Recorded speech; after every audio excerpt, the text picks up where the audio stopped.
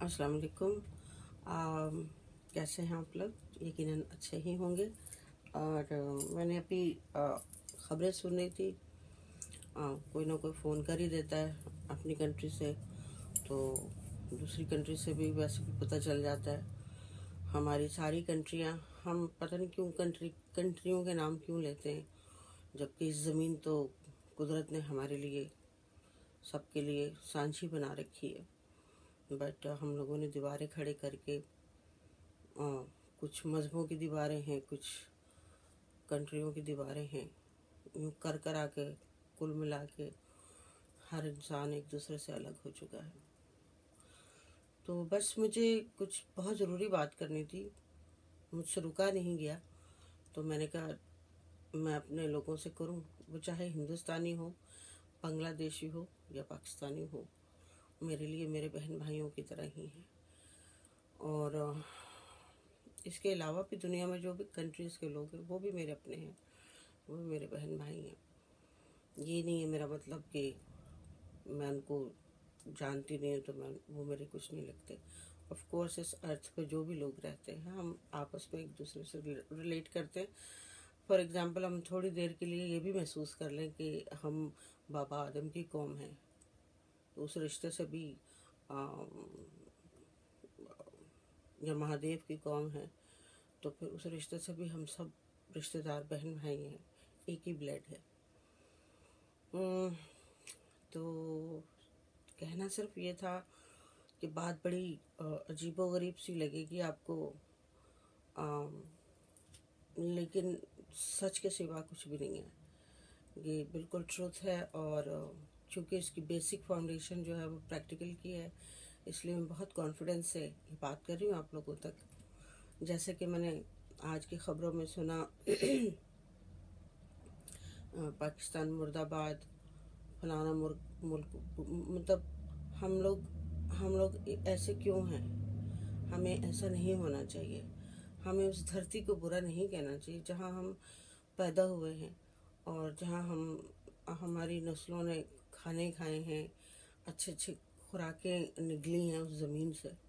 उस ज़मीन को आपको बुरा कहने का तो कोई हक़ रखते ही नहीं है। चाहे वो हिंदुस्तानी हो या पाकिस्तानी हो या बांग्लादेशी हो, उस ज़मीन की कदर करनी चाहिए। बहुत ज़रूरी है ये। ज़मीन का इसके साथ क्या कसूर? अगर आप में कोई गद्दार है, आप लोगों में कोई बुरा है, आप लोगों में कोई डेविलनेस है, तो इसमें ज़मीन उस अर्थ का क्या कसूर है कि हम उस धरती को बुरा कहना शुरू हो जाते हैं? या उस मुल्क, उस एक खित्ते का नाम जो है वो ये है, whatever you can say the country name, तो हम उसको तो बुरा नहीं कह सकते। तो हम लोगों को पे अटेंशन करनी चाहिए कि हम लोग कहाँ से आए हैं और क्यों आए हैं। उसकी बहुत ज़रूरी है ये नॉलेज हासिल करना, क्योंकि जो मैं आपको बताने वाली हूँ उसकी फाउंडेशन बड़ी अजीबोगरीब है और आप लोगों को यकीन नहीं आएगा। लेकिन चूंकि अगर जो भी आप लोगों में से अगर 1000 लोग मेरी बात सुन रहे हैं, उनमें से हो सकते 5 people will do it. 40 days उन लोगों को ये सेक्रीफाइस करें और एनालाइज करेंगे और जान सकेंगे, हकीकत को पहचान सकेंगे कि हम लोग कौन हैं, कहाँ से आए हैं और हमारा पर्पस क्या है ज़मीन पे आने का। हमें क्या क्या उधार चुकाने हैं कुदरत के, इस ज़मीन का कैसे शुक्रिया अदा करना है, उस हवा को कैसे थैंक यू करना है जिससे हम सांस लेते हैं, और इस सूरज को हम लोगों ने कैसे थैंक यू करना है। ऑल टुगेदर हम एक बता देते हैं कि अल्लाह का शुक्रिया नहीं, जिसने पैसे ला के दिए घर में और उसकी बीवी, एक आदमी ने पैसे ला के दिए अपनी बीवी को, वो चला गया जहाँ से भी उसके रिसोर्सेज हों, और उस बीवी ने सारा दिन लगा के मतलब ग्रॉसरी करी, जाके सामान वामान खरीदने के बाद घर आई, घर आके उसको छीला, लहसुन छीला, प्याज छीला, अदरक छीला, फिर उसके बाद सब्जियों को धोया, जो भी वो डिश बना रही है उन सारों को क्लीन अप करने के बाद, काटने के बाद उनको, उसकी जो इंग्रेडिएंट्स को है उनको काटा छांटा, क्लीन किया, कूटा, मसाला बनाया। यूँ करते करते करते करते क्या हुआ कि पूरा दिन गुजर गया वो कुकिंग करने में। और हम जो हैं, आते हैं, मेहमान आते हैं आपके घर और आके खाना खाते हैं, और जिसने पकाया उसको नहीं, जिसने पैसे दिए थे उसको जाके थैंक यू करेंगे कि वाह जी वाह, आपने पैसे बहुत अच्छे दिए थे इसलिए हमें खाना बहुत अच्छा मिला। हम उसकी उसकी तारीफ नहीं करेंगे जिसने हमारे लिए सारा दिन खाना बनाया। तो वो कौन है जो हमारे लिए सारा दिन हमें एनर्जी देता है, सारा दिन अपनी ड्यूटी निभाता रहता है? वो कौन है?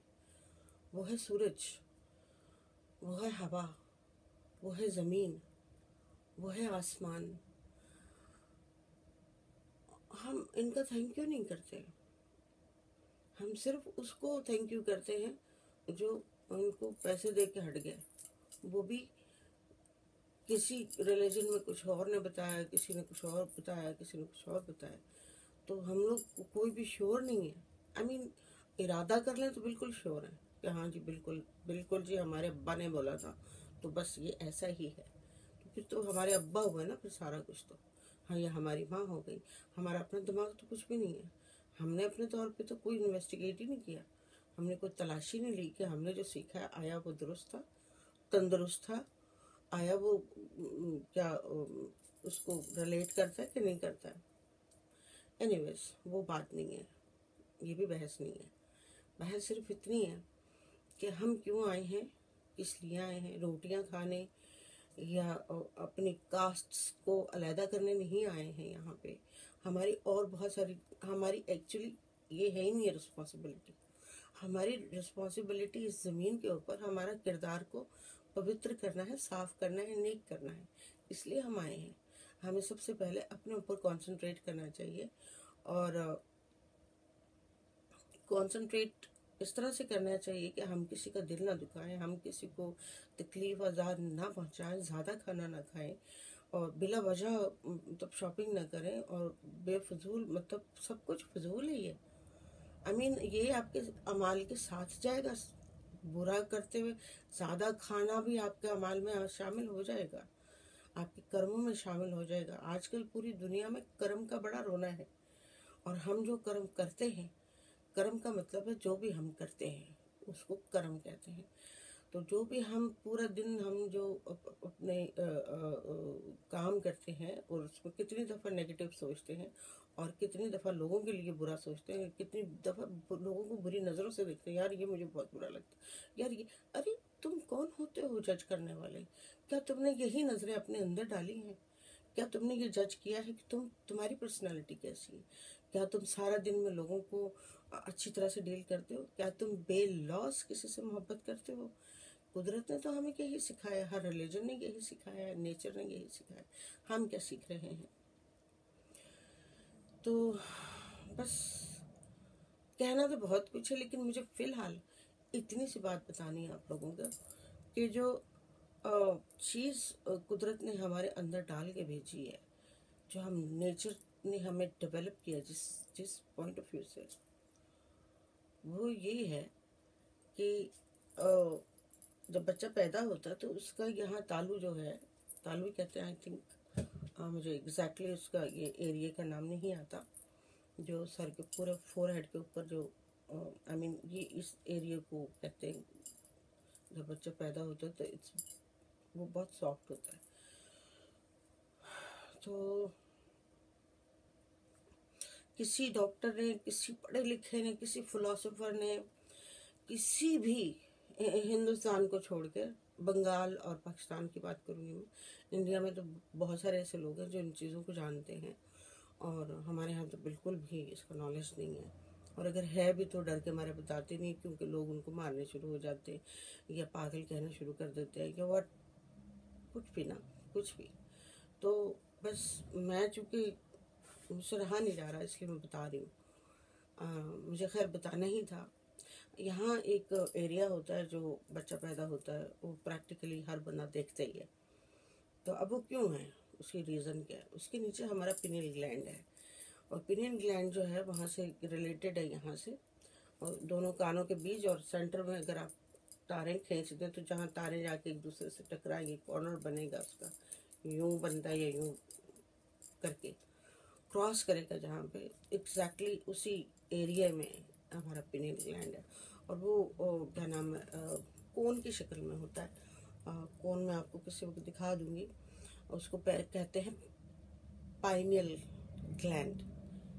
तो यूजुअली लोग पिनियल ग्लैंड भी कहते हैं और एग्जैक्टली उसका नाम है पाइनियल ग्लैंड। तो जो पाइनियल ग्लैंड होता है वो बहुत छोटा सा होता है। एक तो हमारी ये विजिबल जो आइज है वो होती हैं, और जो पाइनियल ग्लैंड होता है उसको हम प्रैक्टिस, जब हम ब्रीथिंग एक्सरसाइज करते हैं तो वो बिल्ट होता है, धीरे धीरे वो बिल्ट होता है और ऊपर की तरफ रेज होती है उसकी पावर्स, तो वो ओपन होता है, जिसको हम छठी हिस्स कहते हैं एग्जैक्टली। तो हमारे यहाँ लफ्ज़ तो है लेकिन इसके एग्जैक्टली मीनिंग्स नहीं पता लोगों को कि छठी हिस्स होती क्या है। तो छठी हिस्स एग्जैक्टली सिक्स सेंस और थर्ड आई को कहते हैं, या पेनियल ग्लैंड को कहते, पिनियल ग्लैंड को कहते हैं। अब वो करती क्या है? वो करती ये है कि आपको, जब आप बहुत उसकी एक्सरसाइजेस कर लेते हो तो आप ऐसी नेचर में, ऐसी दुनिया में चले जाते हो जहाँ पे जैसे वली बुजुर्ग, ये वो बड़े बड़े लोग जो गुजरे हैं दुनिया में, जो प्रिडिक्ट कर चुके हैं, वो सब यही इसी पॉइंट ऑफ व्यू से करते रहे हैं। इसकी साइंटिफिक रीज़न ही यही था कि उन लोगों ने मेडिटेट किया था। हमारे यहाँ मैं बहुत अरसा ढूंढती रही कि हमारे यहाँ मेडिटेशन को कहते क्या है। तो बहुत ही गंदा सा लफ्ज़ मेरी सुनने में आया, चिल्ला। तो फिर मैंने चिल्ले के बारे में सोचा। मैंने कहा चिल्ला मैंने जो बचपन में सुना था वो तो कहीं कब्रिस्तान में जाके लोग किया करते थे, एंड पीपल गेट स्केर्ड कि नहीं, चिल्ला नहीं करना चाहिए, व्हाटएवर यू नो। तो देन आई अंडरस्टैंड कि हाँ, हमारे यहाँ है तो सही, लोग करते तो हैं बट बहुत ही हिडन है और उसकी पावर्स बहुत है। लेकिन जो कब्रिस्तान में जाके करते हैं, I don't know what's the purpose of that, कि वो अपनी एनर्जी कहीं डेवल पॉइंट ऑफ व्यू से यूज़ करना चाहते हैं। लेकिन ये हमारे पास अवेलेबल है, और आप जाके इसको एक्सरे करा के अपना उसमें देख सकते हैं। और मैं ये चेक कर लूँ मेरा वीडियो बन भी रहा है कि नहीं बन रहा, फिर उसको मैं कंटिन्यू करूँगी वापस। अगर ये कट गया तो फिर यही होगा कि मैं दोबारा से, क्योंकि इसमें इतना वो नहीं है, तो लेट मी चेक